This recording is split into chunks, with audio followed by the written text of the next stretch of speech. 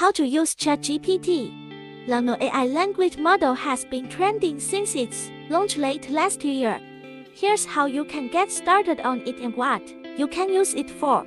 The number of ChatGPT users has skyrocketed in the past few months, as OpenAI's most popular endeavor has been on the minds of individuals worldwide, including those running Google, Microsoft, Meta, and other tech experts.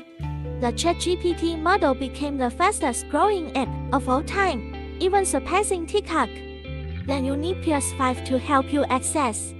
Use PS5 to get IP to change your IP address to register and use ChatGPT. Create an OpenAI account. Go to chat.openai.com and register for an account with an email address or a Google or Microsoft account. Accept ChatGPT terms. Once you've logged into your OpenAI account on the ChatGPT side of the website, it's time to read through the terms and disclosures for ChatGPT and click on Next. Click on Done when you reach the last one. Start writing. That's it. Now that you know how to look into and access ChatGPT, ask the language model any burning question you may have and see what kind of answers you can get.